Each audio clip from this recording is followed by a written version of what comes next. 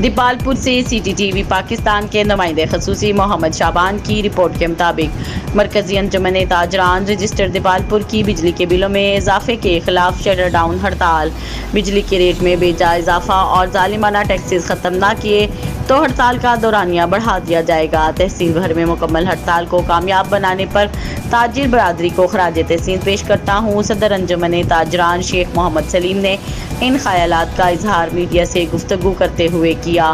انہوں نے کہا کہ حکومت کی طرف سے بجلی کے بلز میں روز بروز اضافے سے تاجر برادری سمیت عام آدمی کی زندگی اجیرن ہو گئی ہے۔ پیٹرول، بجلی کی قیمتوں میں اضافے سے مہنگائی بہت زیادہ بڑھ گئی ہے۔ لوگ بجلی کے بلز کی ادائیگی سے پریشان ہیں، جس کی وجہ سے تاجر برادری کے کاروبار بھی تباہی کے دہانے پر ہیں۔ انہوں نے کہا کہ حکومت عوام اور تاجر برادری کو ریلیف فراہم کرے۔ انہوں نے مزید کہا کہ سابق حکمرانوں نے IMF سے اپنے مفادات کے لیے معاہدے کر کے عوام کو گروی کر رکھ دیا ہے۔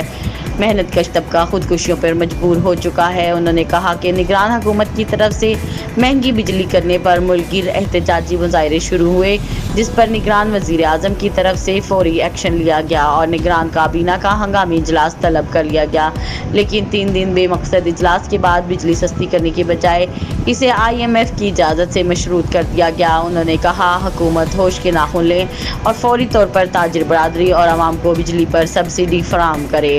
انہوں نے کہا کہ حکومت جب تک ظالمانہ ٹیکس واپس نہیں لے گی ہم اپنا احتجاج جاری رکھیں گے۔ جیسا کہ آپ کو معلوم ہے کہ آج انجمن تاجران، مرکزی انجمن تاجران دیپالپور کی طرف سے اور ڈسٹرکٹ اوکاڑا کی طرف سے مکمل شٹر ڈاؤن تھا۔